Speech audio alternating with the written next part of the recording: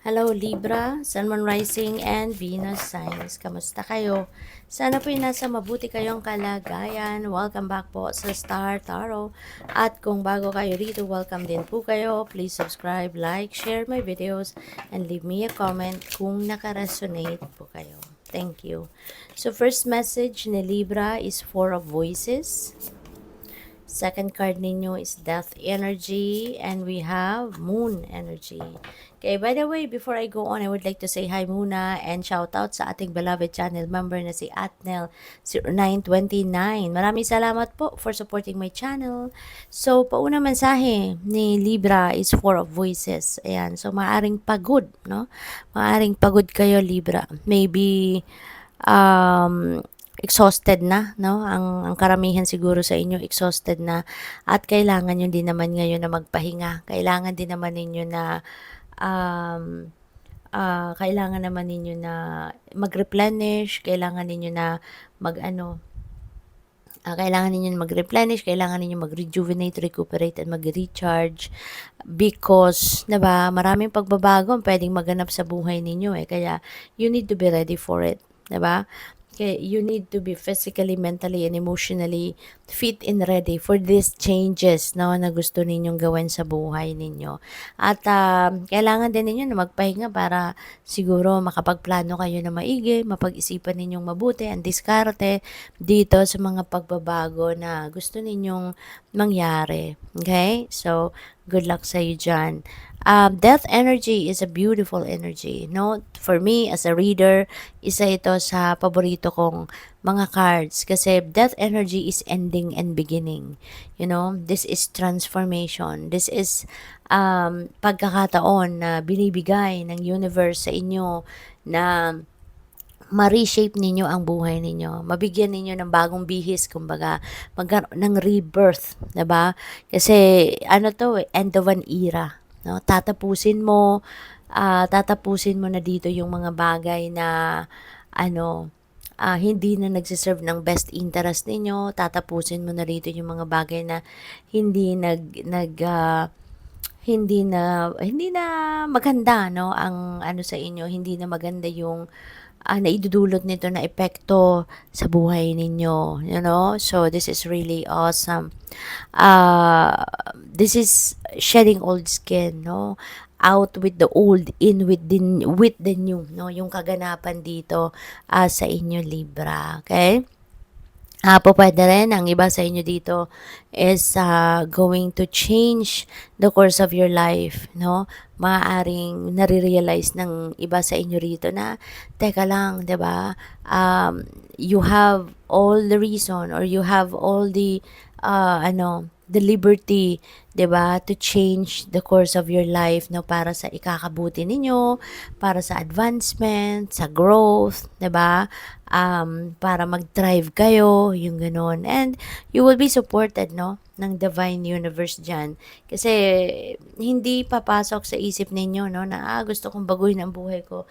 Gusto kong mas mag-improve. Gusto kong mas umayos, gumanda yung buhay ko, na hindi yan in-instill sa isip ninyo ng divine, no? Kaya maaari na talagang ito, divine timing has come for you to change the course of your life, 'di ba? At for the better ito. 'Di ba pag nagbabago or pag binabago natin ang buhay natin, hindi naman paurong, hindi tayo pabalik, 'di ba? But pa-forward tayo, hindi ba? Kaya 'yon. So, we have the moon energy. Okay? We have the moon energy. Si moon, this is about intuition. Okay? This is about intuition. This is about dreams, you know. It's all about guidance, no? Divine guidance. So, hindi kayo pinapabayaan ng universe, no? You are divinely guided, lalong-lalo na siguro sa mga pagbabagong ito na maring gusto ninyong gawin. Kaya ginagabayan kayo. You're being sent intuitive messages, intuitive nudges, at baka meron dito mga signs, symbols, and synchronicities din, no, na talagang pinapa-abot sa inyo ng divine universe para na makatulong, no, sa inyo na manavigate mo ng tama, ng maayos, no, ang buhay ninyo, no. At dahil din, no, sa mga pagbabagong ito, para mas maging maayos, no, ang pag-navigate mo sa mga changes na ito. So, kung hindi po mag-resonate sa inyo, no, yung mga mensaheng ito, if this reading, no, doesn't resonate with you at all, please check your moon, your rising, and Venus signs po. Tignan ninyo, panoorin din ninyo yon kasi baka doon kayo makaresonate, no? Kasi sometimes talaga hindi tayo nakaka-resonate sa reading ng sun sign natin. So, but kadalasan, no, yung rising sign talaga at saka yung moon sign din, no, nakaka-resonate tayo dyan. So, what else? We have restriction. Ayan. So, ang iba siguro sa inyo, kinaka-stress ninyo is yung restrictions, no? Baka you are restricted by something or by someone, di ba? Baka maraming mga pagbabawal sa inyo na kung sino man, or baka merong mga limited lang ang access ninyo sa kung anumang bagay, yung mga ganon ba? So, maaring yun ang ikinakapagod ng iba sa inyo, Libra. Maaring yun ang kinaka-stress ninyo, no? Ng mga restrictions na yan. So, possible din, ano, na ang iba sa inyo rito, baka ito yung gusto mo nang baguhin sa buhay mo. Baka gusto mo nang kumawala, no, sa restrictive energy na to. Kaya meron tayong death energy. 'Di ba? Maaring nasawa ka na, napagod ka na. Ngayon, parang gusto mo nang maging malaya diyan. So, maaring ano ka na, kakawala ka na diyan, no, sa kung ano man na restrictive energy na 'yan. So, we also have the cat, independence. Ayan na nga. See? Talagang papalayain mo na yung sarili mo from that restriction. So, siguro, makasasabi ninyo sa sarili ninyo na napagbigyan naman na kita. 'Di ba? For the longest time, sumunod ako, pero ngayon, ako naman. 'Di ba? Parang gusto ko namang magdesisyon para sa sarili ko. Parang gusto ko namang gawin ang mga gusto kong gawin din sa sarili ko, no? So, you want to be independent naman na ngayon, and you are also going to um, build, no, your healthy boundaries, your healthy personal boundaries, no? So, pwedeng ganun ang ganap dito. So, this is really good kasi kapag nagbi-build ka din ng healthy boundaries, nakakatulong din yan, no, na mas maging healthy yung inyong relationship. Ano mang klaseng relationship, no?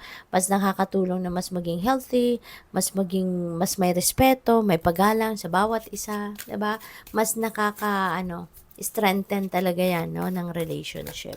So, what else? We have the mystery.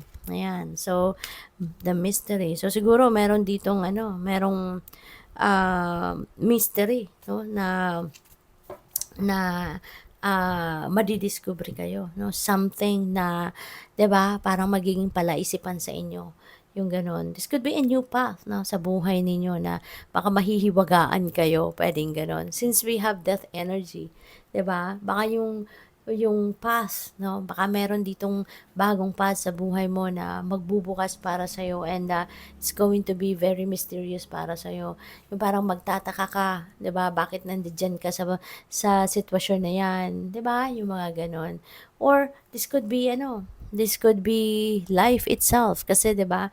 Life is a mystery. 'Di ba? Maraming mga nangyayari sa buhay natin na hindi natin ma-explain. 'Di ba, may mga pangyayari sa buhay natin na nag-a-unfold na hindi natin mahanapan ng rason, hindi natin maisip kung bakit nangyayari, 'di ba? Because nga life in itself is a mystery. So baka ngayon marirealize mo 'yon. Baka ngayon may isip mo na, oo nga 'di ba? Ang buhay ay talagang misteryoso. 'Di ba? Maraming nangyayari na sa buhay mo na hindi mo naman ginawa, pero nag-a-unfold. Wala ka namang ideya about it, pero nandyan, nangyayari sa buhay mo. 'Di ba? So, good luck. Thank you for watching. Love and light. Namaste.